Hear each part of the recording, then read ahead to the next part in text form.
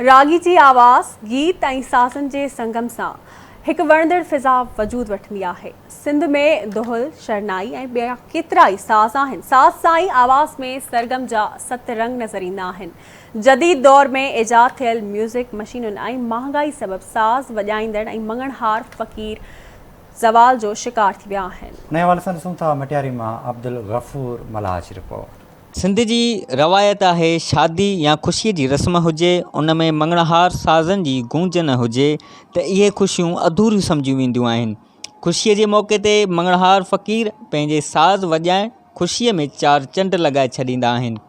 साज़नि मां शरनाई संदनि सुञाणप आहे, एतिरे क़दुरु जो कंहिं ॻोठ में अगरि शरनाई वॼे त समूरे ॻोठनि खे ख़बर पइजी वेंदी कि को ख़ुशीअ जो काज आहे। पर हाणे अफ़सोस सां चवणो थो पवे त जदीद टेक्नोलॉजी ऐं म्यूज़िक मशीनुनि मङणहारनि जी इन महिनत खे पासीरो करे छॾियो आहे।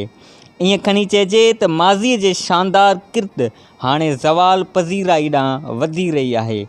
उन हवाले सां मटियारी जे मङणहार फ़क़ीरनि पंहिंजी दर्द कथा आवाज़ न्यूज़ खे ॿुधाईंदे चयो त बंदा ॾिणा वठी धंधो करियूं था, रोज़ी करियूं थासीं, पर असांखे उजूरो कोन थो मिले। उन जे असां वॾनि खां वठी असांजे बबनि ॾाॾनि खां वठी असां ख़िदमत कई आहे आवाम जी, ऐं मटियारनि जा रहासीं असांजे अबनि ॾाॾनि खां वठी असां पूरो कयो आहे। असां जेको हींअर करियूं पिया सो असांखे उजूरो उन जो कोन थो मिले। गवर्नमेंट खे असांजो आहे महिरबानी करे असांजे बच्चनि खे नौकरियूं ॾियनि या असांखे वज़ीफ़ा ॾियनि।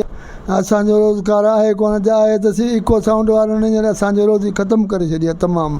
असीं तमामु बेहाल आहियूं। असां पंहिंजे मुक़ररु तरीक़ेकार सां हर ख़ुशी हर जॻह ते जिते जिते बि ख़ुशी थी आहे असां पंहिंजे दिलि सां उहा ख़ुशी निभाए उन्हनि वटि आया हूंदा। पर हींअर जेको दौरु आहे, हींअर जेका हक़ीक़त हली रही आहे सोशल मीडिया जे दौर जे हिसाब सां जेको इको साउंड आहिनि या जेके बि हींअर कंप्यूटराइज़ निकिता आहिनि इन में को बि असांजे धंधे जो वैल्यू न रहियो आहे, जंहिंमें असांजे बचनि जो गुज़ारो तंग दस्त आहे। हींअर असां मङणहारनि जो थोरो कमु घटि थी वियो आहे, फ़क़ति इन जे करे जे ही इको साउंड निकिरी विया आहे असांजो वैल्यू घटि थी वियो हुयो। असां जंहिंजी बि ख़ुशीअ में वञी शरीक थींदा आहियूं त असां ईअं महसूसु कंदा आहियूं त असां पंहिंजनि बच्चनि जी ख़ुशीअ में शरीक आहियूं। असांजी पुरज़ोर अपील आहे गवर्नमेंट सां त असांखे जेको आहे त असांखे वज़ीफ़ो ॾिनो वञे या असांजे बच्चनि खे नौकरियूं ॾिनियूं वञनि, छो त असांजो कमु जेको आहे तो हाणे घटि थींदो वञे। मङणहार फ़क़ीर पंहिंजे फ़न जा